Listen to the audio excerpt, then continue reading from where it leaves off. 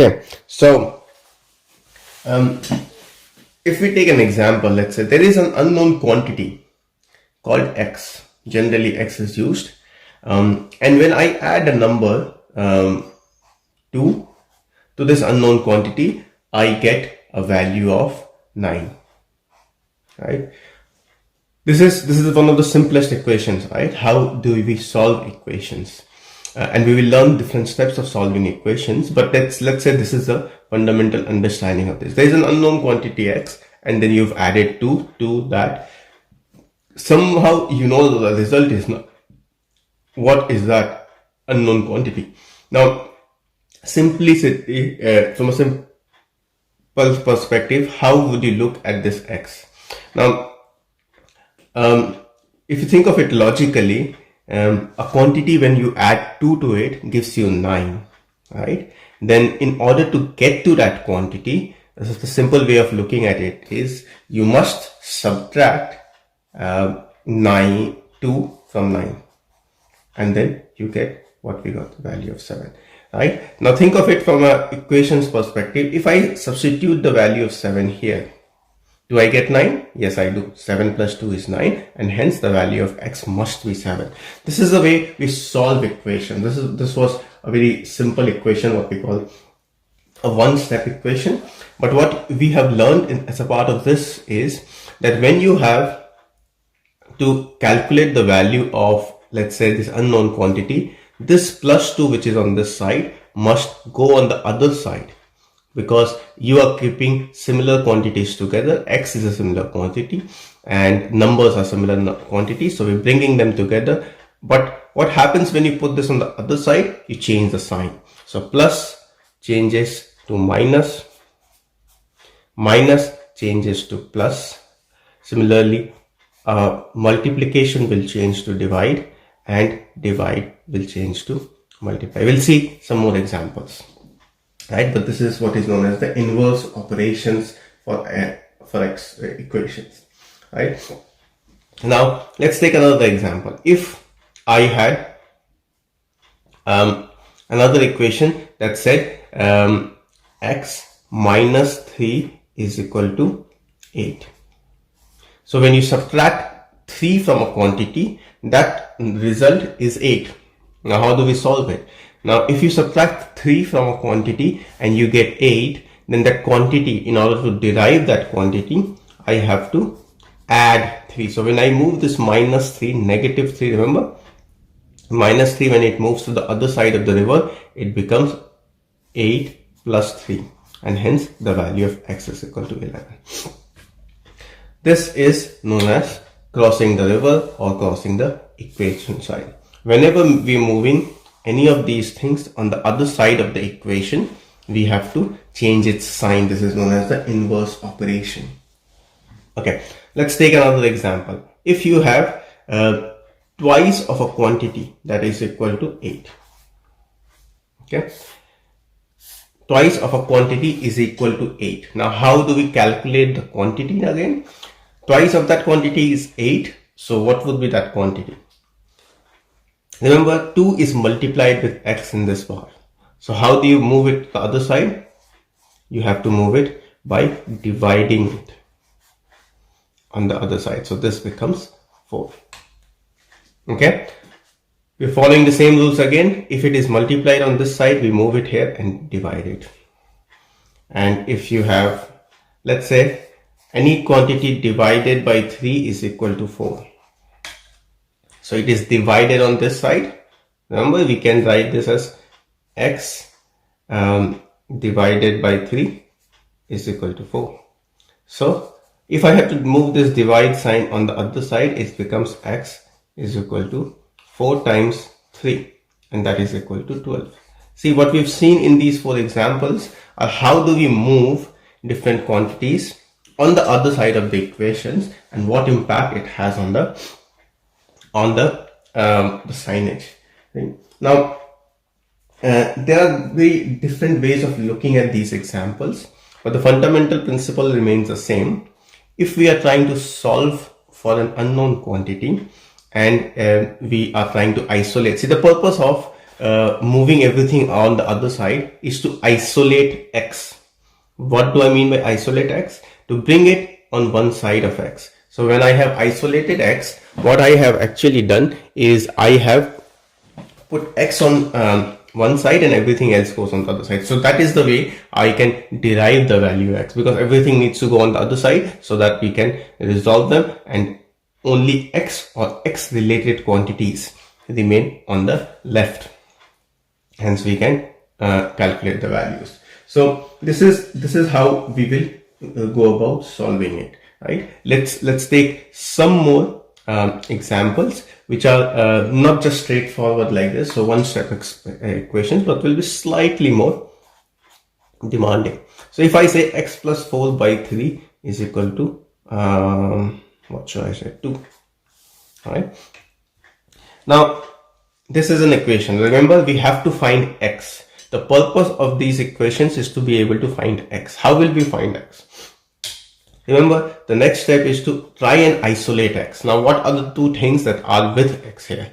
There is this quantity x plus 4, and then there is a division by 3. Remember, this division by 3 is for the entire x plus 4 and not just for 4. So we have to first deal with this one quantity as a whole, and then we have to deal with this quantity as a whole.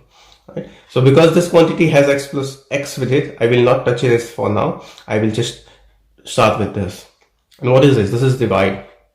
So if I have to move on the other side, this becomes 2 times 3. Right?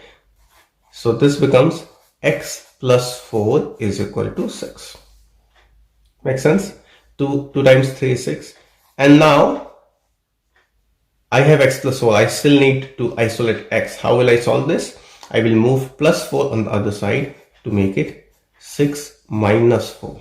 That becomes 2. The value of x is 2.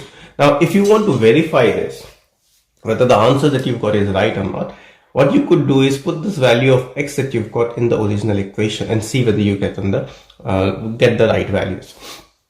So if I substitute 2 in this value, I'll get 2 plus 4, 6. 6 divided by 3 is equal to 2. So that's getting me the same equation again, which means that it must be correct. Okay. Similar example, but slightly different on this would be to think of an equation like this: x by 2 plus 3 is equal to 5. Now see, the difference between this and this is that this 2 is only dividing x and not plus 3. So what we must do now is, before we take anything to do with x, we first remove this plus 3 there. So x by 2 becomes 5 minus 3. Right? And you can understand what we've done, just plus 3 has been moved there. So x by 2 becomes 2. 5 minus 3 is 2. We can solve that.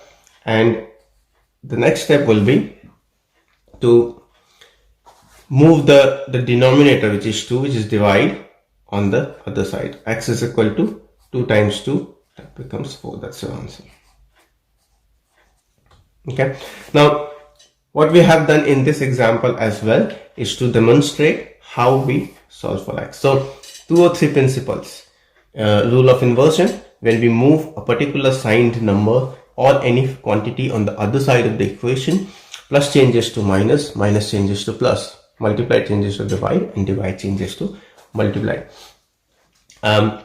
Then when we are separating this number, the principle is to try and isolate something that's with the unknown quantity. And once we have isolated those with an unknown quantity, then we will be able to use the inverse operations to solve for x. Right? Now this is one way of looking at it.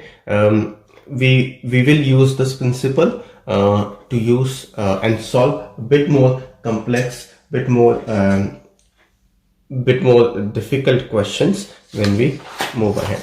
Right? So as a part of this exercise, the purpose is to be able to solve multiple step equations as well. Now, how do we look at multiple step equations? If we think of multiple step equations, you could have equations, and we should learn following equations as well, right? If let's say if I give you an equation which says 3x is equal to x plus 6, right? Now, it's very similar to what we've done before, but in this, what we have x on both sides. Now, the idea is there is just one quantity that is unknown, right? And that is x, but it is on both sides. So, in order to be able to solve this, you will have to bring all similar quantities together. And what are similar quantities? These are quantities with x, and these are quantities without x. So what I would do is, I would like to bring this x together with this x. They are just friends with each other, right? And how do I do it? Remember the rule of inversion. You have to use the rule of inversion, which says every time you move a quantity from one side of the equation to the other side, you have to change signs. This is plus x. Moving on the other side, it becomes minus x. And then no change to this. Plus 6 is just a 6. Right? So what do we get? 2x is equal to 6. 3x minus x is 2x, right? Remember the previous sections? 3x minus x. These are two similar quantities. We can subtract them. 3 times x minus 1 times x is 2 times x. Now, I need the value of x and not 2x. So how do I solve this? 2 times x. So I have to divide this number 2, which is multiplied here, on the other side, and this becomes 6 divided by 2. We can solve for this. X is equal to 3. That's the answer, right? So just one more step ahead of what we did earlier. We have now tried to solve quantity where quantities are on both sides, right? Similarly, you could have a number that is on both sides. So 9x minus 2 is equal to 6x plus 20. Right? Now, the first thing that should strike you every time you see something like this is that there are two different quantities, right? And it is important while we're doing mathematical problems is to be able to notice the question and think of it, the steps that you will have to follow in your mind. Now, as soon as you see things like this, you should the first thing that should strike in your mind, what are the similar quantities? These are similar quantities and these are similar quantities, right? So the next step that we do is, once you've identified the similar quantities, the next step we have to do is to be able to bring these together. So they will come in on both sides. So let me keep 9x here, right? First, I will bring the 6x on this side because it is similar to 9x. So I will bring 6x, which is positive. So this becomes minus 6x. One step at a time. Minus 2, which is a quantity that should go that side. Minus 2 that goes that side becomes plus 2. And then you have 20 there. So now you see what we have done. We have effectively brought similar quantities on both sides. Now we can do the normal mathematical operations on them. We couldn't have done that if these had remained this way. So this is 3x. 9x minus 6x is 3x. Now it becomes very simple, and this becomes 22. Next step, you can all imagine the answer would be, what the answer would be. So 3x is equal to 22. You should be able to now derive the value of x, which is equal to 3 times x. So you have to take that on the other side, and then becomes so that's your answer. Now the trick for things, and this is still a very simple way of looking at a problem, but tricks for this is to be able to simplify all the complications that are given in the problem, and then move ahead with solving it by bringing things that are similar to each other on one side. So that's we will take some more example, but they would all be similar to each other. So let's say we'll take another example where you have plus minus multiplication divide. So 3x by 5 plus 1 by 2